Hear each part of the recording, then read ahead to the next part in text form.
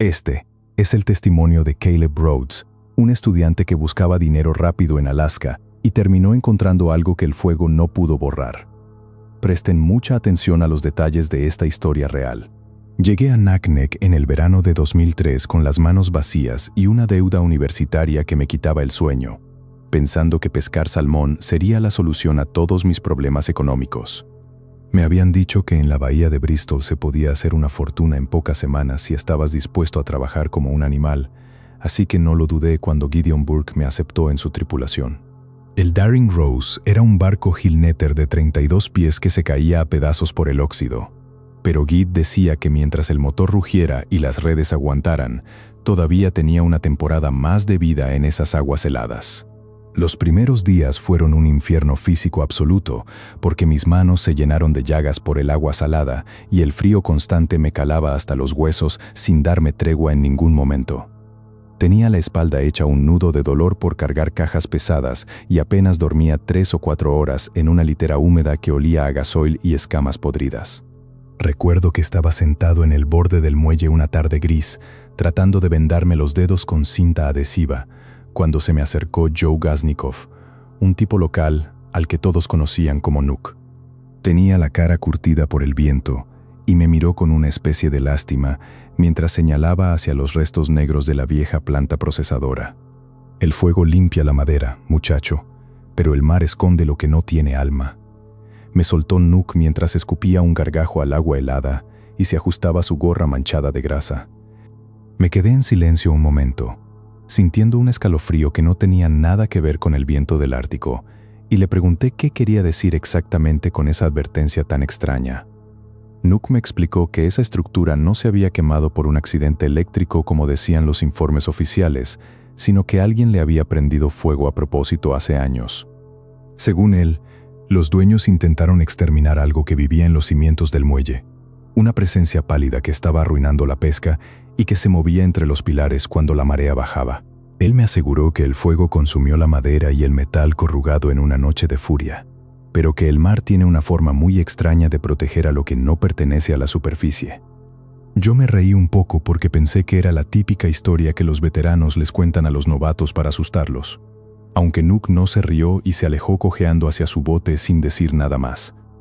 Esa misma noche, mientras limpiaba la cubierta del Daring Rose, bajo la luz mortecina del crepúsculo ártico, sentí por primera vez que el aire cambiaba de olor de una manera muy desagradable. No era el aroma normal a pescado fresco, ni el olor a marea baja, sino un hedor a vísceras rancias que se pegaba a la garganta y me daba ganas de vomitar. Intenté convencerme de que el olor venía de algún desagüe viejo de la planta quemada que se había destapado con la marea, pero la sensación de pesadez en el estómago no me dejaba tranquilo. Caminé unos metros por la lengua de grava hacia las ruinas carbonizadas, porque la curiosidad me ganaba al miedo, y quería demostrarme a mí mismo que Nook solo era un viejo supersticioso con demasiadas historias. Las vigas de madera quemada sobresalían del agua como costillas de un gigante muerto, y el metal retorcido crujía cada vez que una ráfaga de viento soplaba desde la bahía abierta, creando un sonido metálico inquietante. Me acerqué al borde del muelle viejo, donde las tablas todavía estaban firmes, y me asomé por uno de los huecos grandes que dejaba ver los pilares de madera hundidos en el fango lodoso. Al principio no vi nada más que sombras y el movimiento lento del agua retirándose, pero entonces noté algo pálido que brillaba suavemente cerca de uno de los postes telefónicos que sostenían la estructura. Pensé que era un trozo de plástico o quizás el vientre de un pez grande que se había quedado atrapado, así que saqué mi linterna pequeña para ver mejor entre la oscuridad de los cimientos. Cuando el rayo de luz golpeó el objeto, mi corazón dio un vuelco violento, porque lo que estaba ahí abajo no era basura ni un animal que yo hubiera visto antes. Detecté un tufo metálico como de carne vieja expuesta al frío que emanaba directamente de esa zona, inundando mis sentidos de una forma insoportable. Lo que vi fue una piel traslúcida y blanca, casi como la de un calamar gigante, pero estirada sobre una estructura ósea que parecía vagamente humana en sus proporciones y movimientos. Me quedé paralizado mientras el rayo de luz revelaba un rostro sin nariz, con una superficie lisa donde debería estar el tabique, y dos ojos desproporcionadamente grandes que reflejaron el brillo de mi linterna. La criatura estaba abrazada a uno de los pilares cubiertos de percebes, y sus brazos eran tan largos y delgados que parecían anguilas blancas, terminando en dedos humanos con uñas afiladas y oscuras. Pude ver cómo su boca, una abertura horizontal enorme, se abría lentamente para revelar hileras de dientes pequeños y afilados como agujas de acero. El ser no se asustó con la luz. Al contrario, pareció enfocar su atención directamente en mí y empezó a subir por el pilar con una agilidad que me revolvió las entrañas por completo. Se elevaba tirando de sí mismo mano sobre mano, con un movimiento fluido que hacía que el muelle entero vibrara bajo un peso que no debería tener un cuerpo tan delgado. El sonido era un deslizamiento húmedo, como si alguien arrastrara una sábana empapada sobre una lija gruesa, y eso fue lo que finalmente me sacó del trance de terror. En ese instante de pánico absoluto, recordé la cámara desechable en mi bolsillo. La saqué con el pulso vibrando y disparé el flash hacia el pilar, antes de salir corriendo de allí a toda velocidad. Llegué a la casa de alquiler con los pulmones ardiendo por el aire gélido de la bahía y me encerré trabando la puerta con una silla de madera vieja, mientras temblaba de pies a cabeza. Pasé el resto de la noche sentado en un rincón con un cuchillo de cocina oxidado, escuchando cada crujido de las paredes y jurando que podía sentir ese aroma a cobre y marisma estancada. Al día siguiente, con las ojeras marcadas y el pulso todavía inquieto, le conté a Jid lo que había visto bajo el muelle, esperando que diera media vuelta o llamara a la policía local.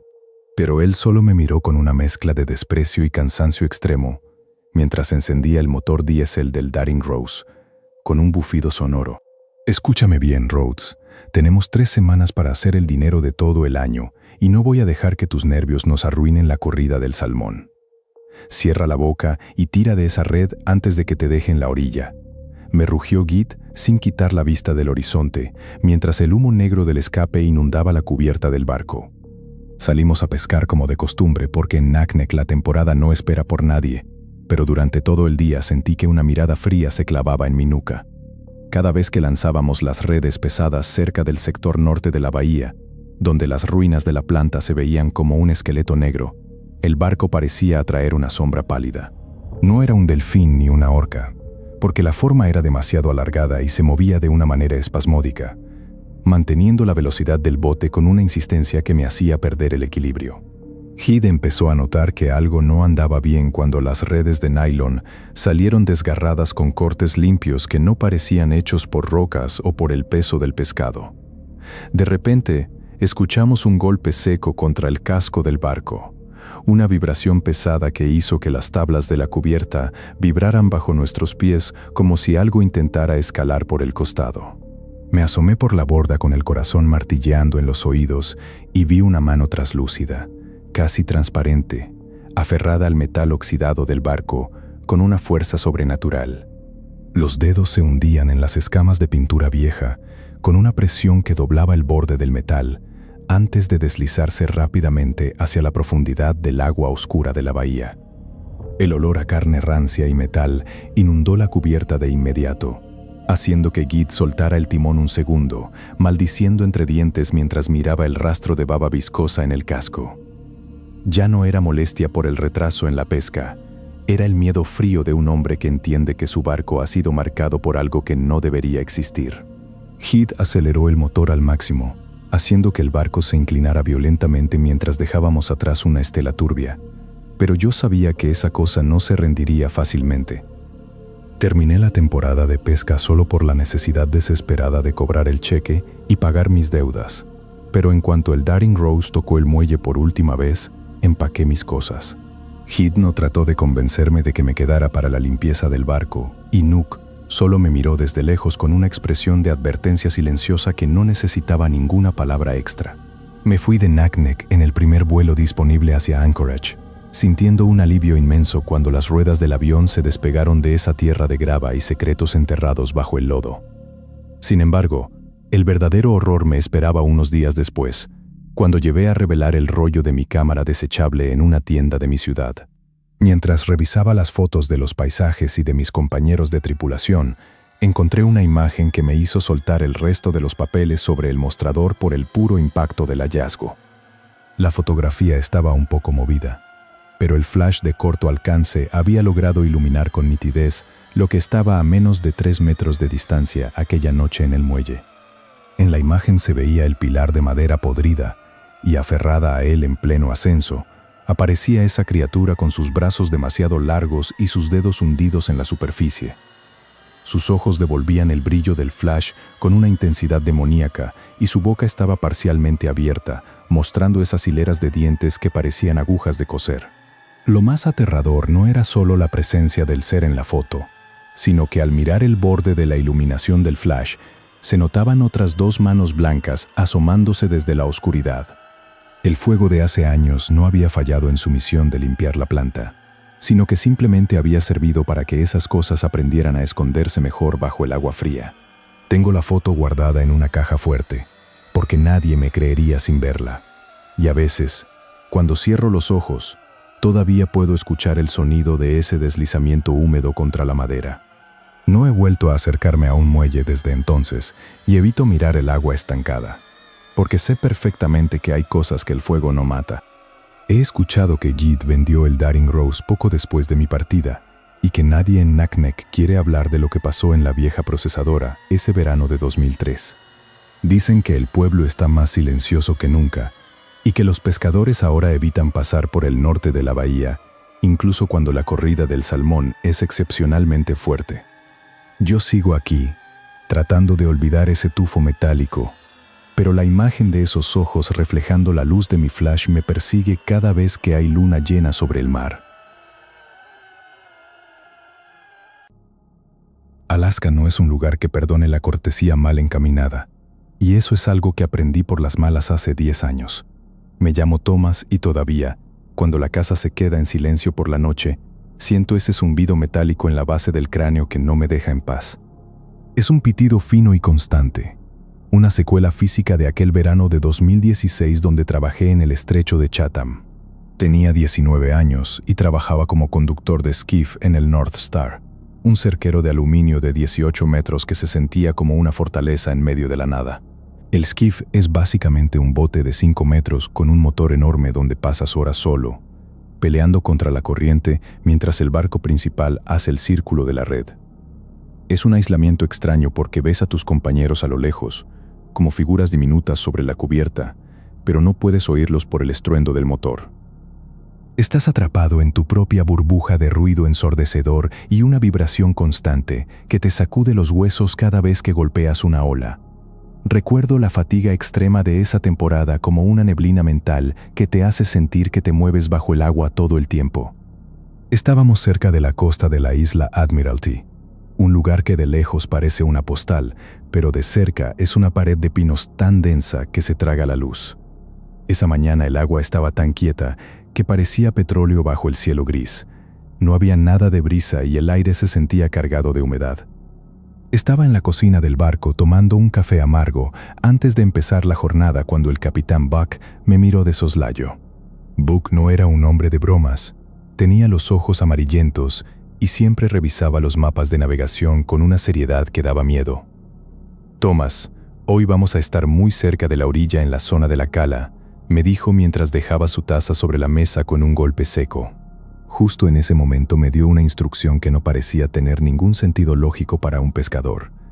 «Si ves a alguien en la playa, a quien sea, no le devuelvas el saludo», sentenció seriamente mientras me clavaba la vista para asegurarse de que entendiera. «No agites la mano, mantén la vista en el agua y haz tu maldito trabajo», añadió Buck con una voz que no admitía preguntas. Si el capitán te daba una regla extraña era porque alguien ya había pagado un precio muy alto en el pasado. No dio más detalles, y yo preferí no preguntar nada para no parecer un novato miedoso. Así que me puse el impermeable naranja y bajé al bote. Sentí el balanceo del skiff bajo mis pies y el olor a salitre me golpeó la cara mientras soltaba las amarras para empezar la maniobra. Encendí el motor Yamaha de 200 caballos y el rugido familiar llenó todo el espacio, dándome esa falsa sensación de seguridad que da la maquinaria pesada. 3 días después de aquella advertencia, estaba solo en el skiff luchando por mantener la línea de la red tensa cerca de una cala de piedras grises. La luz era esa claridad grisácea y plana del verano de Alaska, que lo hace todo nítido, sin sombras, como si el mundo fuera una foto mal editada. Fue entonces cuando lo vi a unos 90 metros, sobre una roca que sobresalía del agua negra y tranquila. Al principio pensé que era un tronco arrastrado por la marea, pero de repente se movió con una intención clara y me di cuenta de que era un hombre. Estaba completamente desnudo, de una palidez irreal que contrastaba violentamente con el verde oscuro del bosque de pinos que teníamos detrás. No parecía un náufrago porque no había desesperación en sus movimientos. Estaba demasiado quieto para estar a la intemperie en esas latitudes. El tipo levantó un brazo con un movimiento lento, casi mecánico, y empezó a saludarme con un vaivén rítmico de izquierda a derecha. Imagínense la escena, yo solo en medio del estrecho y un tipo pálido saludándome como si fuera el péndulo de un reloj viejo desde una roca. Sentí un picor extraño en la palma de mi mano izquierda, ese reflejo social de querer ser amable y devolver el saludo a otro ser humano. Pero la voz de Bock me resonó en los oídos con una advertencia clara. No es gente que necesite ayuda. Aparté la vista de inmediato porque la palanca del motor dio un latigazo violento, trabándose por la tensión extrema del cable de la red en ese momento. Si el cable se enrollaba en la hélice, el esquife volcaría en segundos y yo terminaría en el agua helada. Tuve que soltar el timón y usar ambas manos para forcejear con el metal vibrante durante unos segundos que se sintieron eternos por el estrés. Estaba sordo por el estruendo del motor y totalmente ciego a lo que pasaba en la orilla, mientras intentaba desenredar el mecanismo de tracción. Fue un parpadeo, apenas un momento de distracción técnica, pero cuando volví a mirar hacia la roca, la figura ya no estaba allí. El hombre se encontraba ahora en la orilla, habiendo recortado casi 30 metros de distancia en ese mínimo descuido que tuve con el motor. Estaba a unos 45 metros de mi posición original. Caminaba por las piedras mojadas sin tropezar ni una sola vez, deslizándose sobre el granito resbaladizo con una estabilidad que desafiaba la lógica. Los seres humanos tenemos un vaivén natural en las caderas, cuando pisamos superficies irregulares, pero él no mostraba nada de eso al avanzar. Se movía como si estuviera siendo arrastrado por un cable invisible, ignorando por completo la fricción del suelo mientras su brazo seguía oscilando. El olor que subía de la red se volvió especialmente fuerte y desagradable. Era una mezcla de lodo frío y un salitre denso que se me pegaba a la garganta. Entonces, la radio crepitó de nuevo con una urgencia eléctrica que me hizo saltar del asiento del conductor. «Thomas, ¿qué carajo estás haciendo? Te estás pegando mucho a la orilla. Corrige el rumbo hacia estribor ahora mismo», gritó el capitán desde el puente de mando. Me sobresalté tanto ante el grito de Bock que casi suelto el acelerador del motor, provocando un tirón brusco en el cable de la red. Miré hacia el North Star y pude ver la silueta rígida del capitán en el puente, observándome fijamente con sus prismáticos de largo alcance. Tragué saliva, sintiendo el sabor amargo del café viejo en la base de la lengua, mientras el corazón me martilleaba contra las costillas. «Nada, capitán. Es solo una corriente lateral que me está empujando hacia las rocas. Ya corrijo», respondí con una voz aguda que no parecía la mía. No quería decirle que estaba hipnotizado por un hombre desnudo que caminaba como un espectro por la orilla. Me daba miedo que me tomara por loco. Tenía pánico de que se diera cuenta de que ya le había dedicado demasiada atención a la costa, rompiendo su regla sagrada.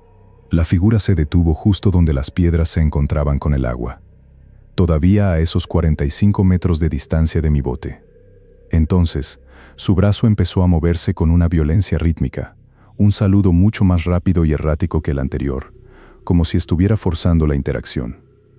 Era una señal de energía desesperada que me erizó cada vello de la nuca y me dejó paralizado por un instante. Inmediatamente después, lo vi inclinarse hacia adelante y entrar en el estrecho con una indiferencia absoluta al frío glacial del agua de Alaska. En cuanto sus pies tocaron el agua, el motor cambió de tono de repente, volviéndose un gorgoteo ahogado y metálico muy extraño.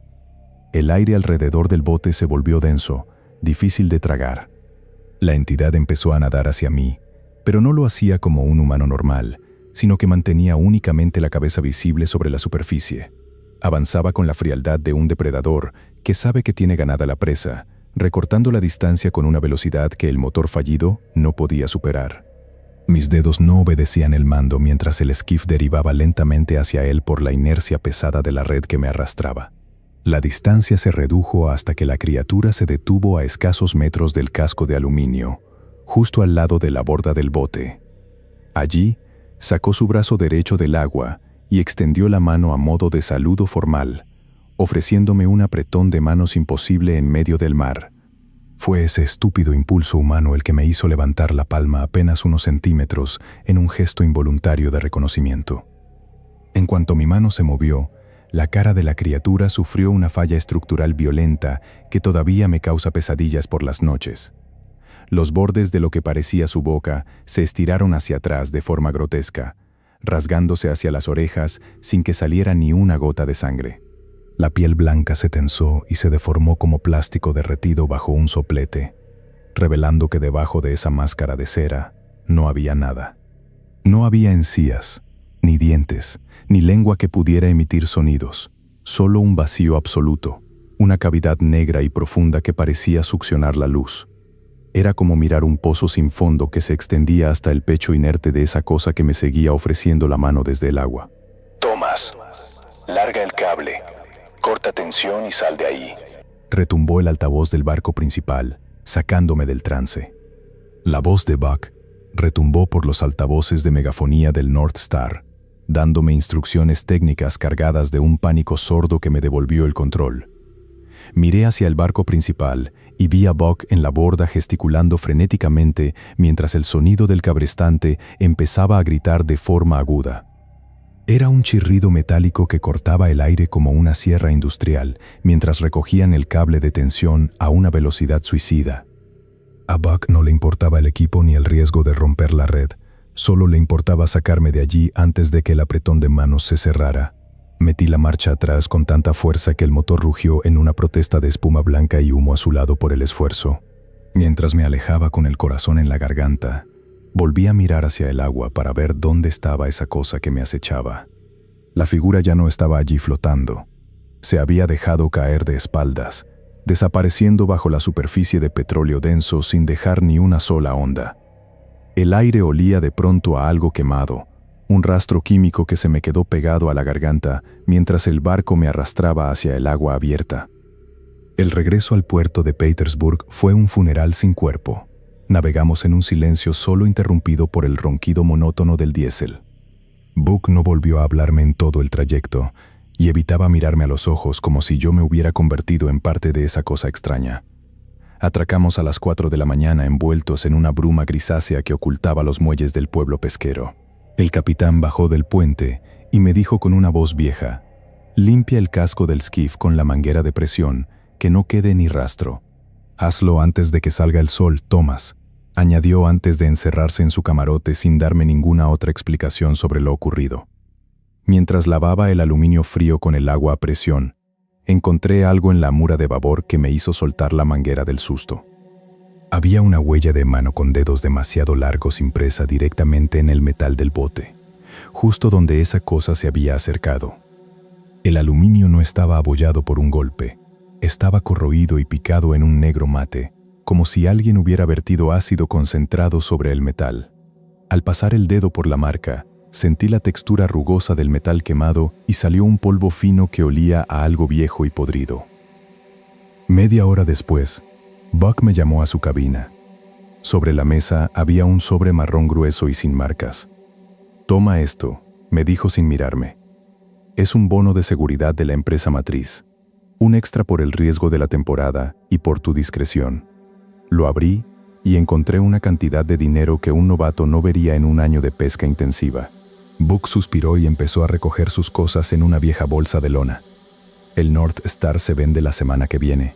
Yo me retiro de la pesca comercial. Me mudo a Arizona, Thomas.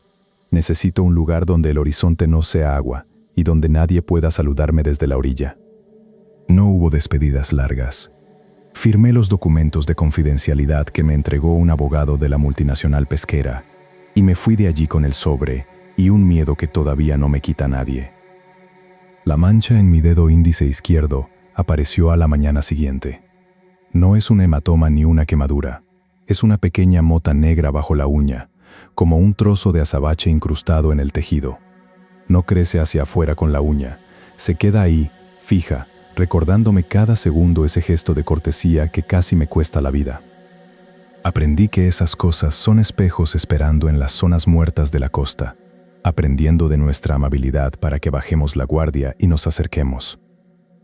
Si ven a alguien saludando desde donde no debería haber nadie, aprendan de mi experiencia.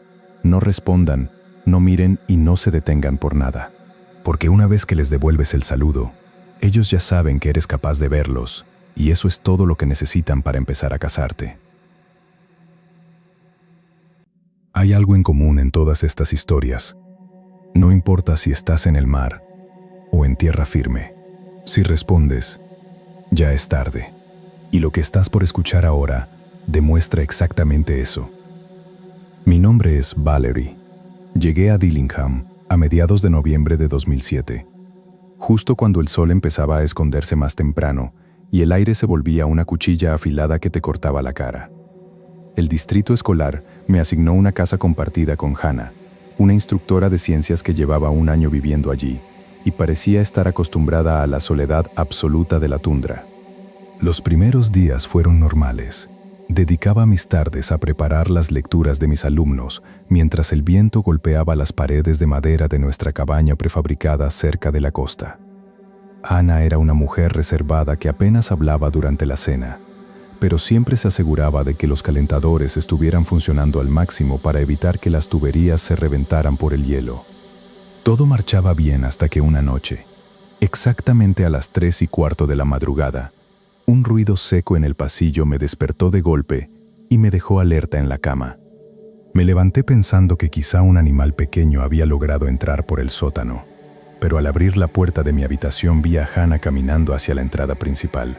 Iba descalza, vestida solo con una camiseta ligera de algodón, y se movía con una rigidez mecánica que me hizo pensar inmediatamente que estaba sufriendo un episodio grave de sonambulismo. Intenté llamarla por su nombre un par de veces, pero ella no respondió y siguió avanzando con los ojos fijos en la puerta de madera que daba hacia el exterior nevado. La temperatura afuera estaba fácilmente a 15 grados bajo cero, así que me apresuré a sujetarla del brazo antes de que pudiera abrir el cerrojo de seguridad. Cuando mi mano tocó su piel, sentí una descarga de frío que me recorrió toda la columna vertebral, porque su brazo estaba tan helado como si hubiera estado dentro de un congelador industrial. Ella no tiritaba ni mostraba ninguna señal de incomodidad física. Simplemente seguía haciendo fuerza contra la puerta mientras sus pupilas permanecían dilatadas y completamente vacías de cualquier rastro de conciencia humana. Logré arrastrarla de vuelta hacia su cuarto usando toda mi fuerza, y aunque ella pesaba mucho más de lo normal, finalmente se desplomó sobre su cama y cayó en un sueño profundo de inmediato. Al día siguiente, mientras desayunábamos un café cargado antes de ir a la escuela, le mencioné lo que había pasado. Es el estrés, Valerie. Me soltó Hannah sin despegar la vista de sus muestras de suelo. El cambio de estación le jode el sistema nervioso a cualquiera. No le des más vueltas. Noté que evitaba mirarme a los ojos mientras seguía con su trabajo en la mesa. Esa tarde, mientras caminaba hacia la biblioteca del pueblo, el aire se sentía distinto. Tenía un aroma químico y rancio que me recordaba al pescado podrido mezclado con algún tipo de aceite mineral pesado. Me crucé con un par de pescadores locales que cargaban redes congeladas hacia los muelles, y todos me miraban con una mezcla de lástima y sospecha que no lograba terminar de entender. El pueblo de Dillingham es pequeño, apenas unas 2.500 personas, y parece que los secretos se guardan bajo capas de hielo que nadie se atreve a picar por miedo a lo que hay debajo. Regresé a casa con la sensación de que algo se estaba rompiendo en la rutina de Hannah y puse un despertador a las 3 de la mañana para estar prevenida. La alarma vibró bajo mi almohada y me levanté en silencio, asegurándome de no hacer ruido mientras me ponía la parca de invierno y las botas térmicas sobre el pijama de lana. Esperé en la cocina a oscuras, escuchando el crujido de la estructura de la casa bajo la presión del viento helado que soplaba desde el mar de Bering con una fuerza aterradora. Puntual como un reloj suizo, la puerta de la habitación de Hannah se abrió a las 3:15 de la madrugada, y ella salió al pasillo con la misma mirada perdida.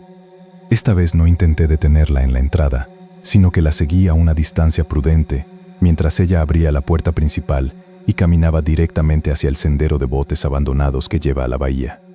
El frío era insoportable, Pero ella caminaba sobre la nieve dura sin emitir un solo quejido, dejando tras de sí unas huellas pequeñas que desaparecían rápidamente bajo la ventisca que comenzaba a arreciar. La seguí durante casi 10 minutos por el terreno irregular hasta que llegamos a la orilla del agua, donde las olas negras golpeaban las rocas con un sonido rítmico y pesado. Me oculté detrás de los restos de un viejo pesquero oxidado, y lo que vi me dejó sin aliento, porque Hannah se detuvo justo en la orilla mientras el agua gélida le cubría los tobillos. A unos pocos metros de ella, 3 figuras pálidas estaban de pie dentro de la bahía, con el agua hasta la cintura, permaneciendo completamente inmóviles a pesar del oleaje que debería haberlas derribado fácilmente. Eran seres humanos en apariencia, pero sus rostros eran lisos, sin narices ni labios, y tenían unos pozos oscuros en lugar de ojos que parecían absorber la poca luz de la luna. Sentí un impulso de salir corriendo y llevarme a Hannah de allí, pero mis piernas se sentían como de plomo mientras veía cómo ella extendía sus manos hacia esas criaturas con una devoción perturbadora. De repente, una de las figuras levantó una mano y pude notar que sus dedos eran anormalmente largos, delgados como varas, y terminaban en puntas afiladas que raspaban la superficie del agua negra. Un sonido sutil, como un silbido agudo que vibraba en mis oídos, comenzó a emanar de las figuras y Hannah empezó a entrar más profundo en el océano sin dudar ni un segundo. Reaccioné justo a tiempo. Corrí hacia ella y la sujeté por la cintura, tirando con todas mis fuerzas hacia la arena seca, mientras mis propios pies se entumecían instantáneamente por el contacto con el agua polar. Las figuras en la bahía no se movieron para atacarme. Simplemente se quedaron allí, estáticas, mirando con esos huecos oscuros mientras yo arrastraba el cuerpo inerte de mi compañera de vuelta hacia el sendero elevado. No llegué a la carretera por pura voluntad. A mitad de camino, los faros de una camioneta cortaron la ventisca. Era Piotr Angapak, Pete. No estaba allí por casualidad. Tenía el motor en marcha para que no se congelara y me esperaba con la puerta del copiloto abierta, como si supiera que la cacería de esa noche había terminado. Me ayudó a subir a Hannah a la cabina, ignorando mis jadeos de pánico, y me miró con una seriedad que me hizo comprender que él era el único que no tenía dudas sobre lo que acababa de presenciar. «La fe se está muriendo, hija», me susurró Pete con esa voz que parecía arrastrar grava mientras el calor de la calefacción empezaba a quemarme la piel. Antes, la iglesia los mantenía a raya con rezos y rituales, pero ahora se están despertando. Buscan el calor que a nosotros ya no nos queda. Mientras aceleraba alejándonos de la orilla, me explicó que esas cosas buscan a los que están solos o perdidos para llevarlos a las profundidades y alimentarse de su calor vital durante los largos inviernos árticos. Durante los siguientes 3 días, me dediqué a asegurar cada rincón de la casa, clavando tablones en las ventanas de la planta baja y escondiendo todas las botas y zapatos de Hannah bajo llave. Ella apenas comía y pasaba la mayor parte del tiempo sentada frente a la ventana que daba al mar, con la mirada perdida y las manos temblando levemente sobre su regazo. Yo intentaba concentrarme en corregir los ensayos de mis alumnos sobre poesía romántica, pero las palabras me parecían vacías frente a la amenaza física que sentía acechando fuera de las paredes. La noche del jueves fue la peor de todas, porque el viento dejó de soplar por completo y un silencio sepulcral se apoderó de Dillingham, como si el mundo entero estuviera conteniendo la respiración. Me quedé dormida en el sofá del salón principal con una linterna en la mano, agotada por la vigilancia constante y el miedo que se me había metido en los huesos. Me despertó un sonido metálico, un rasguño que venía del segundo piso, justo desde la habitación de Hannah, que yo supuestamente había cerrado con llave desde afuera. Subí las escaleras corriendo mientras el corazón me golpeaba las costillas. Y cuando llegué al cuarto de mi compañera, la puerta estaba abierta y el frío era absoluto. La ventana, que era de doble panel reforzado para el clima ártico, estaba abierta de par en par y los pestillos metálicos habían sido doblados hacia afuera con una fuerza imposible. No había rastro de Hannah por ninguna parte, solo una corriente de aire gélido que agitaba las cortinas blancas y un olor a lodo marino que impregnaba cada fibra de la alfombra. Me asomé por la ventana con la linterna y vi algo que me hizo soltar un grito ahogado, porque en el marco exterior de madera había marcas de manos grabadas profundamente en el material. No eran manos humanas normales. Tenían 7 dedos delgados que habían perforado la pintura y la madera como si fueran garras de acero, dejando un rastro de humedad salada que aún goteaba. No había ninguna escalera apoyada en la pared y la altura era de casi 5 metros, lo que significaba que algo había trepado por la fachada lisa para llevarse a Hannah. Salí de la casa gritando su nombre, corriendo por el pueblo oscuro mientras las pocas luces de la calle parpadeaban y morían bajo la presión de una energía que no podía explicar. Llegué a la playa y usé la linterna para barrer la arena húmeda, encontrando cientos de esas huellas de 7 dedos que apuntaban todas en dirección al centro de la Bahía Negra. Llamé a la policía local, pero cuando el oficial llegó y miró los marcos doblados y las huellas de 7 dedos, no dijo nada. Simplemente evitó tocar la madera. Anotó vandalismo en su libreta sin mirarme una sola vez a los ojos y se fue de la casa casi corriendo, mientras el motor de su patrulla rugía en la nieve. Ahí entendí que en ese pueblo la policía no está para protegerte de esas cosas, sino para enterrar los papeles y mirar hacia otro lado cuando sucede lo inevitable. Me trataron como si hubiera tenido un brote psicótico por el aislamiento extremo del invierno de Alaska. Pasé el resto de la noche en la estación de policía, temblando bajo una manta térmica mientras el oficial de turno escribía un informe rutinario. Yo sabía que Hannah no volvería. Lo sentía en el vacío que había dejado en la casa y en el frío que ya no se iba de mis manos por mucho que las frotara.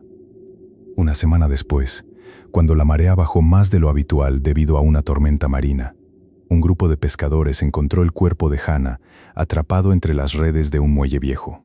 Fui a la morgue improvisada en el sótano de la clínica local para identificarla, esperando ver los estragos del ahogamiento y la descomposición natural por el agua salada.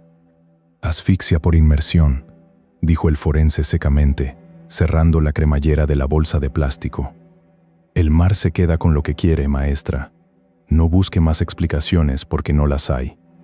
Pero cuando me permitieron ver el cuerpo, los detalles físicos contaban una historia completamente diferente y aterradora. Hannah estaba pálida, casi translúcida, y su piel se sentía extrañamente dura al tacto, como si hubiera sido tratada con algún tipo de químico que preservaba los tejidos. Lo más perturbador no era su rostro sereno, sino las marcas que tenía grabadas profundamente en los tobillos, marcas de dedos de 7 puntas que habían aplastado el hueso bajo la piel. Parecía que algo la había sujetado con una fuerza brutal, arrastrándola hacia abajo mientras ella luchaba, o quizás mientras ella simplemente se dejaba llevar hacia el abismo de la bahía. Pete estaba allí afuera esperándome, y cuando salí me entregó un pequeño objeto envuelto en un trozo de tela sucia que había encontrado cerca del lugar del hallazgo.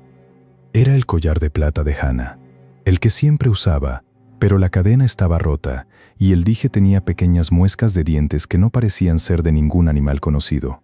Pete me dijo en voz baja que debía irme del pueblo antes de que el hielo se cerrara por completo, porque una vez que esas cosas te marcan, siempre regresan por más. Recogí mis cosas de la cabaña esa misma tarde, sin mirar atrás ni una sola vez mientras cargaba mis maletas en el taxi que me llevaría al pequeño aeropuerto de la región. Antes de subir al avión, caminé hacia la orilla por última vez y tiré el collar de Hannah lo más lejos que pude hacia el centro de las aguas negras. No quería que nada que le perteneciera a ella se quedara cerca de esas huellas de 7 dedos que, según dicen los locales, aún emergen cada vez que baja la marea. Ahora vivo en una ciudad calurosa, lo más lejos posible de cualquier cuerpo de agua grande, pero a veces me despierto exactamente a las 3:15 de la madrugada con una sensación de frío intenso. Me pregunto si Hannah sigue ahí abajo, esperando en el silencio de la bahía. La gente cree que la naturaleza es salvaje, pero lo que aprendí en Alaska es que hay cosas mucho más antiguas y organizadas que el simple instinto animal acechando en las sombras.